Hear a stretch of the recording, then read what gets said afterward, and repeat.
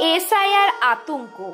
কলমে সময়ের দর্পণ কবি বিধানচন্দ্র হালদার, কণ্ঠে শ্রাবণী চ্যাটার্জি।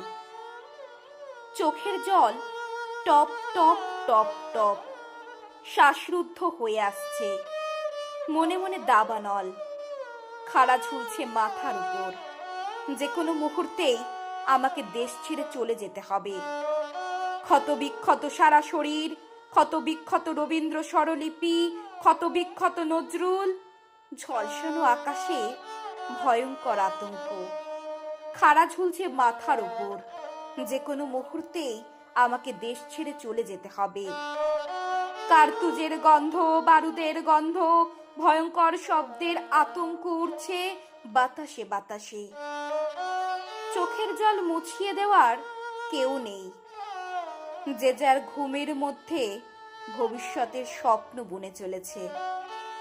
কেবল আমাদের ভবিষ্যৎ ভয়ঙ্কর অন্ধকারে খাড়া ঝুলছে মাথার উপর। যে কোনো মুহূর্তেই আমাকে দেশ ছেড়ে চলে যেতে হবে। এক টুকরো কাগজ এত মূল্যবান আগে ঠিক বুঝে উঠতে পারিনি। জীবন ভাঙতে ভাঙতে জীবন্ত মরণ, কাজললতার মায়া উঠছে হাওয়ায় হাওয়ায়। শোকের রাত্রি পেরিয়ে নিষ্ফল জীবন, তখন কেন যে দেশ টপকে আসতে গেলাম। খাড়া ঝুলছে মাথার উপর, যে কোনো মুহূর্তেই আমাকে দেশ ছেড়ে চলে যেতে হবে। শোকের ছায়ায় আজও রাত্রি, সূর্য ঠিকানা হারিয়ে ফেলে, চাঁদ পথ ভুলে যায়। খাড়া ঝুলছে মাথার উপর, যে কোনো মুহূর্তেই আমাকে দেশ ছেড়ে চলে যেতে হবে।